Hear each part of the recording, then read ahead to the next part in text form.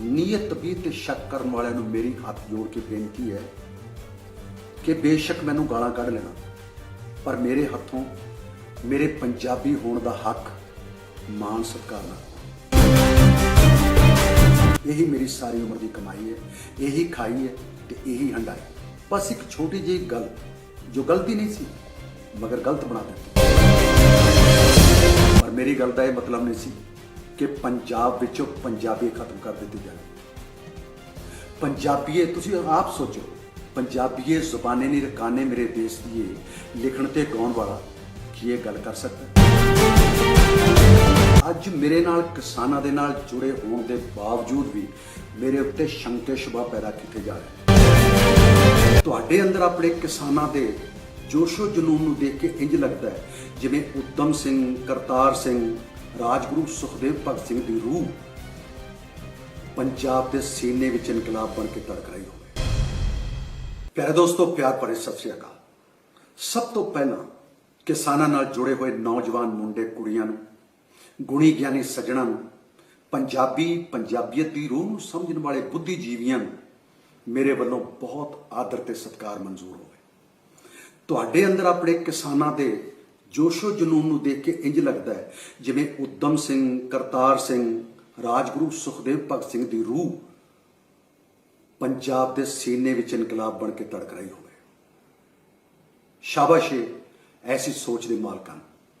ਮੇਰੀ ਕੋਈ ਸਿਆਸੀ ਪਾਰਟੀ ਨਹੀਂ, ना कोई जथेबंदी, पर मैं हक सच के लिए लिखता तो गाँदा आया। यही मेरा जाती ते इखलाकी फर्ज है। इस नाचीज गुरदास मान के पंजाबी होने की नीयत भी ते शक करने वाले नूं मेरी हाथ जोड़ के बेनती है कि बेशक मैनू गालां कढ़ लेना, पर मेरे हथों मेरे पंजाबी होने का हक मान सत्कार ना खोना। यही मेरी सारी उम्र की कमाई है, यही खाई है तो यही हंडाई। बस एक छोटी जी गल जो गलती नहीं सी मगर गलत बना देती। किसी इंटरव्यू दे विच मैथों सवाल पूछा गया कि हिंदी भाषा नूं लैके पंजाब विचों काटो कड़मस चल रहा है, इहदे बारे तुहाडा की ख्याल है? तो मैं उसके सवाल का जवाब सहज विच देंदियां कहा सी कि एक देश की एक भाषा तो होनी चाहिए तां जो उस देश का हर बंदा भावें किसी भी स्टेट का हो आसानी नाल अपने दिल की गल खुल के बेफिक्री नाल साझी कर सके, जो गल कर सके, समझ सके और दूसरे को समझा सके, उसनूं राष्ट्र भाषा कहते हैं। पर मेरी गल का यह मतलब नहीं सी कि पंजाब विचों पंजाबी खत्म कर दी जाए। पंजाबीए तुसी आप सोचो, पंजाबीए जुबाने नहीं रकाने मेरे देश की लिखण ते गाउण वाला की ये गल कर सकता है? खैर कोई गल नहीं, माड़े चंगे दिन हर बंदे नूं देखने पैंदे ने और इम्तिहान हर बंदे की जिंदगी में आउंदे ने। अपनी जिंदगी का पहला टुटिया फुटिया गीत मैं उस वेले लिखिया सी जदों पंजाब दे विच आण आई सी। आण दा मतलब टिड्डी दल आया सी। असीं छोटे छोटे बच्चे अपने प्यो, ताए, चाचे ते सीरियां नाल पीपे खड़का खड़का के ते रौला पाउंदे होए आण नूं उड़ा रहे सी। उस वेले उस घटना तो प्रेरित होकर मेरी कलम दवात वाली कलम चों ਇਹ गीत निकलिया सी कि पीपा चक के तुरी किरसाना नरमे नूं खा गई आण वे। पीपा चक के तुरी किरसाना नरमे नूं खा गई आण वे। ते हुण दस्सण लगा मैं अपनी जिंदगी की पहली परफॉर्मेंस बारे जो 9-10 साल की उम्र विच दित्ती।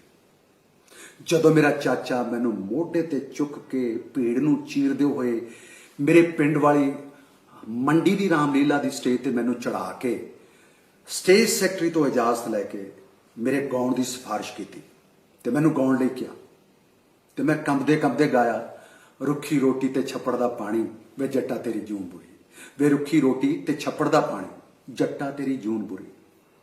उस तो बाद जवान होए, बड़े होए और गीतां दी रिकॉर्डिंग शुरू हुई। उस वेले गाया, जीण मेरे वतना दियां मावां कर कर जीवन पुत जवान, कुड़ियां चिड़ियां धीआं पैणा सभे जीवन खुशी मनाण, भागां वाली धरती जीवे धरती दे मजदूर किसान, अल्लाह रखे वाहिगुरू बख्शे भली करे सब दी भगवान। मेरा देश मेरे दिलदारां दा, ऋषियां मुनियां अवतारां दा। तुसीं हुण दसो मैं बचपन तो लैके हुण तक किसान नूं कित्थे भुल्ले? ते अज मेरे नाल किसानां दे नाल जुड़े होने के बावजूद भी मेरे उत्ते शंके शुबा पैदा किए जा रहे हैं। ਕੁਝ ਕਲਾਕਾਰਾਂ ਦੀ, ਕੁਝ ਬੰਦਿਆਂ ਦੀ ਮੈਂ ਕੀ ਦੱਸਾਂ। ਮੇਰੇ ਨਾਮ ਨੂੰ ਲੈ ਕੇ, ਮੇਰੀ ਉਮਰ ਨੂੰ ਲੈ ਕੇ ਹਾਏ ਤੌਬਾ ਮੱਛੀ ਰਹਿੰਦੀ ਹੈ। ਹਾਏ ਮੈਂ ਮਰ ਜਾ, ਅਜੇ ਤੱਕ ਜਿਉਂਦਾ ਹੈ। ਨੱਚਦਾ ਹੈ, ਗਾਉਂਦਾ ਹੈ। ਯਾਰ ਅਸੀਂ ਕੀ ਨੱਚਣਾ ਤੇ ਗਾਉਣਾ, ਯਾਰ ਨਚਾਵੇ ਤਾਂ ਨੱਚਦੇ ਹਾਂ। ਪਰ ਇੱਕ ਗੱਲ ਦੱਸਣ ਲੱਗਾ, ਬੇਸ਼ੱਕ ਮੈਂ ਸੋਸ਼ਲ ਮੀਡੀਆ ਦੇ ਉੱਤੇ ਜ਼ਿਆਦਾ ਐਕਟਿਵ ਨਹੀਂ ਹਾਂ, ਪਰ ਇਸ ਦਾ ਮਤਲਬ ਨਹੀਂ ਹੈ ਕਿ ਮੈਂ ਕਿਸਾਨਾਂ ਨਾਲ ਜੁੜਿਆ ਨਹੀਂ। ਇੱਕ ਲਾਈਨ ਵਿੱਚ ਕਹੀ ਹੋਈ ਗੱਲ ਜੇ ਕਿਸੇ ਦੇ ਸਮਝ ਨਹੀਂ ਆਈ ਤੇ ਪੂਰੀ ਕਿਤਾਬ ਲਿਖ ਕੇ ਵੀ ਸਮਝ ਨਹੀਂ ਆਉਣੀ। ਗੁਰੂ ਨਾਨਕ ਪਾਤਸ਼ਾਹ ਜੀ ਬਾਣੀ ਦਾ ਜਿਹਨੂੰ ਇੱਕ ਓਂਕਾਰ ਸਮਝ ਨਹੀਂ ਆਇਆ, ਉਹਨੂੰ ਗੁਰੂ ਗ੍ਰੰਥ ਸਾਹਿਬ ਦੀ ਬਾਣੀ ਸਮਝ ਨਹੀਂ ਆਣੀ।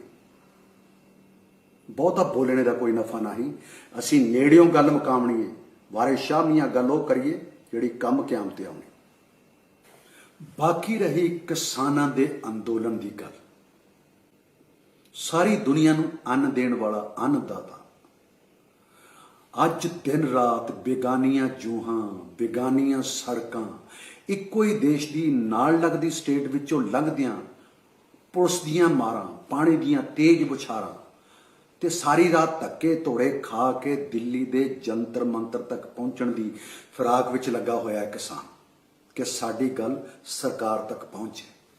ਸੱਟਾਂ ਫੇਟਾਂ ਖਾ ਕੇ ਵੀ ਫਰੋਖ ਦਿਲੀ ਦੀ ਗੱਲ ਦੇਖੋ ਕਿ ਜਿਹੜੀ ਪੁਲਿਸ ਦੇ ਡੰਡੇ ਖਾ ਰਿਹਾ ਹੈ, ਉਸੇ ਪੁਲਿਸ ਨੂੰ ਨਾਲ ਬਿਠਾ ਕੇ ਰੋਟੀ ਖਵਾ ਰਿਹਾ ਤੇ ਪ੍ਰੋਟੈਸਟ ਵੀ ਕਰ ਰਿਹਾ, ਉਹ ਵੀ ਸ਼ਾਂਤੀਪੂਰਵਕ। ਕਿਸੇ ਉਰਦੂ ਦੀ ਸ਼ਾਇਰਾ ਨੇ ਕਮਾਲ ਲਿਖਿਆ कि खुद धूप में बैठा है छांव के पेड़ लगाने वाला। ते हुण रही सरकार की गल।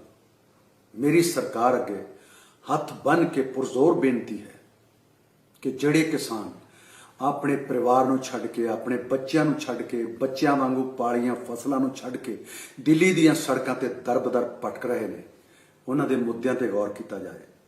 बजुर्गों की बजुर्गी नूं मद्देनज़र रखते हुए उन्हां लई कुछ किया जाए, उन्हां दी आवाज़ ते फरियाद नूं सुनिया जाए। सरकार तो इंसाफ की उम्मीद रखते हुए मैं तो सिर्फ यही कहूँगा जो पहले दिन किया से, जे किसान है तो हिंदुस्तान है, जे जवान है तो भारत महान है।